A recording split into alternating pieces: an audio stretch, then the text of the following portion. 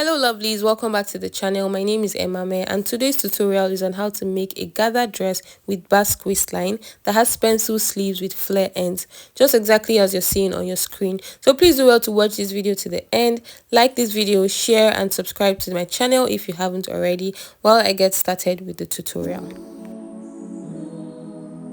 Now I'm going to start by drafting the pattern for this dress. So I have my pattern paper here, and from the top of the paper I'll come down by 0.5 inches, and that 0.5 inches would serve as a starting line and also as a shoulder line. And from there I'll come down by 9.5 inches, which is the shoulder to the bust point, and then 15.5 inches, which is the shoulder to the waistline.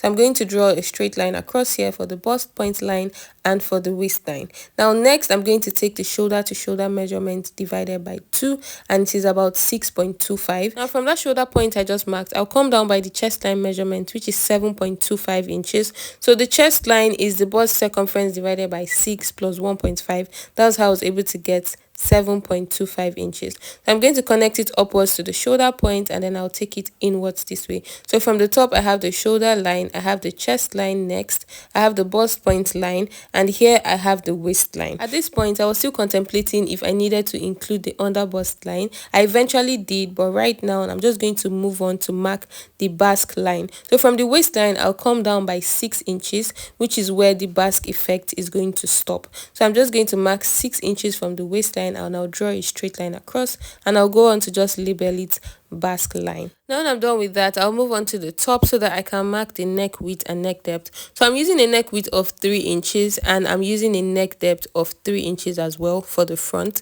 And I'm just going to use my curve ruler to connect the points together, the neck width to the neck depth. And then I'll come down on the shoulder line by 1 inch, which is going to serve as the shoulder slope. And I'll take that 1 inch all the way to the neck width of 3 inches. And from here, I'm going to mark my armhole curve. So I'll measure the distance from the shoulder slope to the chest line. I'll mark the midpoint of that line, and then I'm going to go inwards by 0.75 inches, and I'll mark that point. And on the chest line I'll mark the bust circumference measurement divided by 4, and I'll connect these 3 points together just like you're seeing me do. Now after doing that, I'm going to come over to the waistline and I'll mark my bust span measurement. So the bust span measurement I'm using here is 3.5 inches. So I'm marking it on the bust point line, the waistline and the basque line. Now after doing that, I'm just going to draw a straight line connecting the points together. Now at this point I decided to include the underbust line because I wanted to make an underbust dart effect so that I can give the dress more fitting than what a regular dart would do. So you can proceed here with a regular dart, you can just go on sewing the dress that way, but I just decided to include the underbust line. So I marked from the shoulder to the underbust, which was about 12.5 inches. And now I have the bust span measurement on the bust point line, underbust, waistline and the basque line. Now moving on to the underbust, I'll go inward toward the center by 0.5 inch, and toward the side I'll go out by 1 inch. Now moving on to the waistline, I'm going to go on each side of the waistline by half inches, 0.5 inch on one side and 0.5 inch on the other side. And on the basque line I'm going to just mark 0.25 inches because I don't want to cut it out straight. I'm just going to mark 0.25 inches. Now moving on to the bust point line, I'll come down by 0.75 inches, and I'll use my ruler to start connecting the points together. So from the underbust to the bust point, you're supposed to use a curve ruler so that the points are not too sharp around the bust point, but my straight ruler still works, so I just decided to use my straight ruler there. Now the measurements I just marked out for the underbust darts are not fixed for all sizes, so if you have bigger bust you might want to come inwards toward the center by about 1 inch or 1.5 inches, and toward the side by about 1.5 inches or 2 inches respectively. So you're just going to work with your size. Now moving on, I'm going to take the body circumference measurement. On the chest line I'm going to take the bust circumference divided by 4, and I'm adding 1.5 inches for sewing allowance. I'm doing that on the chest line and the bust point line. Now on the waistline I'm marking the waist circumference measurement divided by 4. I'm replacing the dart intake there, which is 1 inch, and I'm going to proceed to add 1.5 inches for sewing allowance. Then I'm going to connect the point from the chest line to the waistline with my curve ruler this way. After doing that, I'm going to go ahead to draw out the basque effect. Now on the waistline, I'm going to come down by 1 inch. So I don't want the basque effect to start directly from the waistline. So I want it a bit below the waistline. So I'm coming down by 1 inch from the waistline. And from that 1 inch, I'll come inwards by 1.5 inches. So this 1.5 inches is just the allowance I added for sewing. So I don't want the basque effect to also include the allowance. So I'm coming inwards by 1.5 inches. And I'll just place my ruler slanted this way and just connect it downwards like a V. Now after doing that, I'll just go ahead and cut everything out. So from the lower part all the way to the side, I'll cut out the armholes and the neckline as well.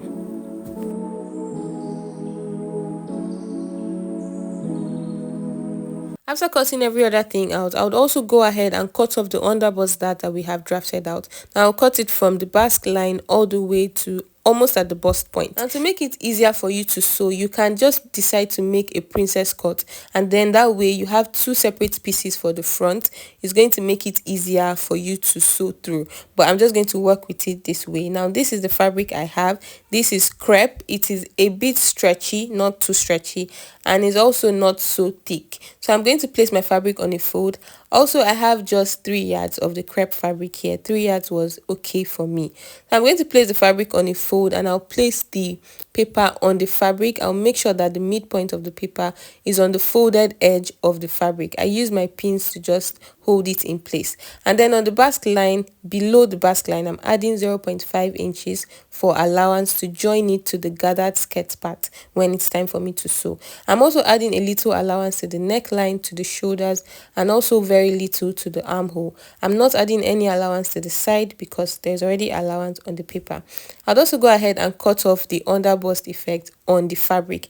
Now at this point, I forgot to add a little bit of allowance, so please do well to add about 0.25 or 0.5 inches of allowance when you're cutting out your fabric, especially when you have to join them together. So I forgot at this point, but luckily I have enough allowance on the side, and that was able to cover up for me, sort of. So here is my top front piece drafted and cut out.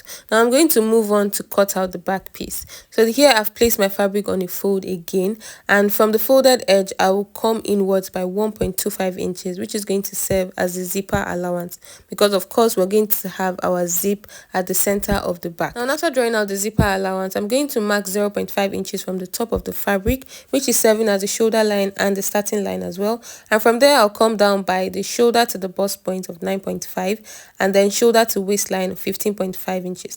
From the waistline I'll come down by the basque line, which is 6 inches, but in this case I'm going to add half an inch for the sewing allowance because I'm cutting directly on the fabric.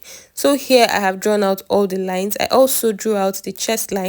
Thus I have my starting line, I have my shoulder to my chest line, I have my shoulder to bust point line, shoulder to waistline, and the basque line. I'll go ahead and draw out the neckline. So I'm using a neck width of 3 inches and a neck depth of 1.5 inches. So in front I used a neck depth of 3 inches, but behind I'm going to use a neck depth of 1.5 inches, but 3 inches neck width to match the front. From the shoulder point, I'll mark 1 inch downward, which is going to serve as the shoulder slope, and I'll connect that to the 3 inches neck width.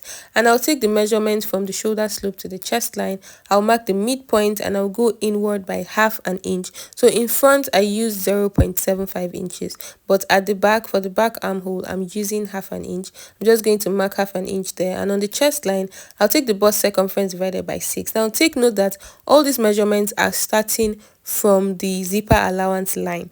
So I'm going to mark the bust circumference measurement divided by 4, and I'll connect the points together all the way to the shoulder slope. Now from here I'm going to mark the bust span measurement, which is 3.5 inches. I'm marking it on the bust point line, on the waistline, and on the basque line. So while drafting out the back pattern, there is no under bust line needed here because of course we don't have bust at our back. Now on the waistline, I'm going to go inwards or outwards on both sides of the bust pan line by half an inch. So I'm just making a very regular dart for these back pieces here. I'm just going to connect it upwards to the bust point and downwards to the basque line. Now I'm going to take the rest of the body circumference measurement. On the chest line, I'll mark the bust circumference divided by 4, and I'm also adding 1.5 inches for sewing allowance. On the waistline, I'll mark the waist measurement divided by 4, which is 7 inches. I would replace the dart intake of 1 inch, and I'll add 1.5 inches for sewing allowance. Now I'm going to connect the points from the chest line all the way to the waistline. Now on the back of this dress is also going to have the basque design. I'm just going to bring in the paper. I really don't know why I brought back this paper, but just come down from the waistline by 1 inch and go inwards by 1.5 inches, which is the sewing allowance that was kept. So downwards by 1 inch and inwards by 1.5 inches. And from that 1.5 inches, we're going to connect it slanted to the basque line, which is 6 inches below the waistline. So here I have 6.5 inches, which includes the allowance to join to the skirt part. So do well to add all your allowance when necessary. So I'm going to cut out the zipper allowance straight, and I'll cut out the basque effect, cut out the sides, the neckline, and this is everything after I've cut it out. So I'm going to go ahead and take off zip bulge. On the waistline, I'll go inwards by 1/2 inch, and I'll slant it upwards to the neckline and then downwards to the basque line. I'll go ahead and cut it off also. Now I've cut that off, I'll just go on to notch the dart line so it will be easier for me when I want to sew it together. So these are the pieces I have for the back. So I'm not going to be lining this dress. I'm just going to cut out interfacing for the neckline. So I'm going to come down from the neck depth by 3 inches, and I'll cut it all the way around to the shoulders for the front and the back. I'm just cutting out a very small piece of fabric for the interfacing, and I also go ahead and sew the darts for the front and the back pieces. Now this is the interfacing after cutting it out. I've placed it on the main fabric right sides together, and I'm just going to sew along the neckline there. So this is it after sewing it. I've also sewn the darts. This is the front piece. I joined the darts from the bust point all the way to the basque line, and after attaching the interfacing to the main fabric, I just use hemming gum to iron it underneath so that the interfacing can just lay flat on the lining. Now I'm going to join the shoulders together. So bringing one of the interfacings across the other one, I'm just going to sew the shoulders. Just join the shoulders any way you can, and I'm also going to sew the sides together. So I'm using the allowance of 1 inch I kept to just join the sides, and this is it after joining the sides. Now it's time to cut out the skirt, the gather skirt. So the full length of this dress is 38 inches, and the first half from the shoulder to the waistline is 15.5 inches. So from 15.5 inches to 38 inches, I have 22.5 inches. So 22.5 inches is going to be the length of the gathers, and I'm going to add 2 extra inches for allowance. So everything I'm cutting out for the skirt part is 24.5 inches. Now this length is starting from the waistline and not from the triangular basque line, not where I have the triangle point. I hope you understand what I'm saying. I'm going to measure the entire width of this basque line, and from one zipper allowance to the other zipper allowance, everything I have is about 36 inches. So I'm going to multiply 36 inches by 4. So 36 inches is basically 1 yard. So I'm using 4 yards to gather around the waistline. So 4 yards is the width of these gathers. So you can use more than 4 yards for a fuller effect, or less if you don't want it too full. So the length is 22.5, and I added some allowance to it. Now my fabric is not up to 4 yards, so I have a joining at the midpoint so that it can be up to 4 yards, you get. So I'm going to go ahead and sew a gather stitch at the top, and I will go ahead and gather it all around the basque line. So this is it after sewing a gather stitch. After sewing the stitch, I picked one of the thread and I gathered it up to 36 inches so that it can fit the basque line. Now I'm going to place the top part right side facing with the skirt part, and I'll sew it from one zip opening to the other zip opening. This is it after I was done sewing it. You have to be very careful while you're sewing, and this is how it looks on the inside. Now it's time to attach my zipper. I'm using a matching zip for this. All the way from the neckline, I'll sew it to a bit below the basque line, and I'll close the rest of the mid back. So this is it after I've attached the zipper and I've closed the rest of the dress. And now it's time to cut out the sleeve. I've placed my fabric here on a fold, and you have to make sure you fold your fabric to be able to contain half of your armhole measurement. So the armhole measurement I'm working with in this case is 16 inches. 16 divided by 2 is 8 inches, and I have a little allowance, so I am good to go with this fold. So I'm just going to draw a straight line at the top, which is going to serve as the starting line, and from there I'll come down by 4 inches, which is the cap's height. That is from the shoulder to the biceps point, the fullest part of your arm. From the starting line again, I'll come down by the shoulder to the elbow, which is 13 inches. I'll just draw a straight line there, and next is the shoulder to the full length. So the entire full length of this sleeve is 25 inches. So the first half, which is the penciled part, is going to be 19 inches, and from 19 inches to 25 inches, which is 6 inches, is what I'm going to use to cut out the flare.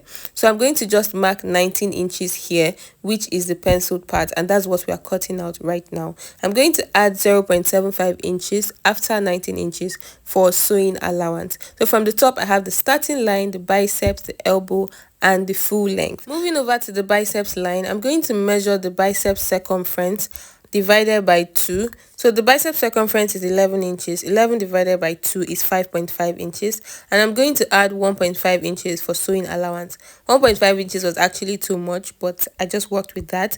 And then on the elbow, I'll take the elbow circumference divided by 2, and I'll add 1.5 inches for sewing allowance. Now this last line is the wrist. I'm going to measure the wrist divided by 2, which is 4 inches, and I'll mark it right there. So I'm dividing by 2 because this fabric is on a fold, remember. Now moving back to the biceps line, I'll measure the entire width of that line, including the allowance, and I'm going to mark the midpoint. Now from that midpoint, I'll measure upwards to the starting line, and I'll mark the midpoint from the starting line to the biceps line, which is 2 inches. I'll mark that point there, and I'm going to go ahead and draw out the curve. Now I'm going to bring in my curve ruler, and from the starting line, I'm just going to make a curve downwards to that midpoint, and then from the midpoint, I'm going to turn my curve over and take it all the way to the biceps line. After doing that, I'll measure the entire curve to make sure I have my armhole circumference measurement divided by 2, and it fits with a little allowance. So after I've cut out one sleeve, I'll place it on another folded fabric,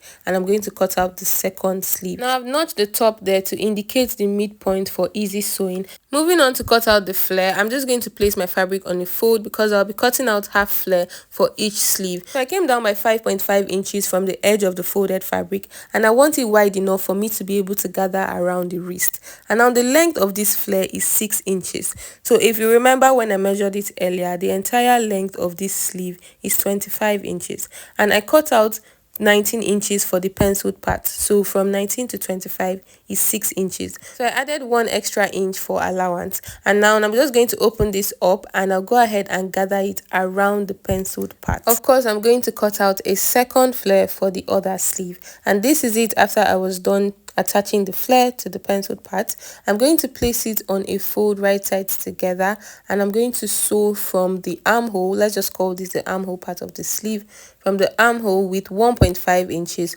all the way to the flare part, because 1.5 inches is the allowance that I kept for sewing. So these are the two sleeves after I was done. Now it's time to attach the sleeves to the dress, and I'll do that by attaching the armhole part of the sleeve to the armhole part of the dress all around with a straight stitch. And this is it after I was done. I also went on to finish up the ends of the sleeve and the dress with weaving. So I just weaved it instead of folding it in twice. I just went on to use industrial weaving to finish it up. And this is my client looking so gorgeous in this dress. It came out so beautiful. Thank you guys so much for watching this video up to this point. I love you all, and I hope to see you in my next one.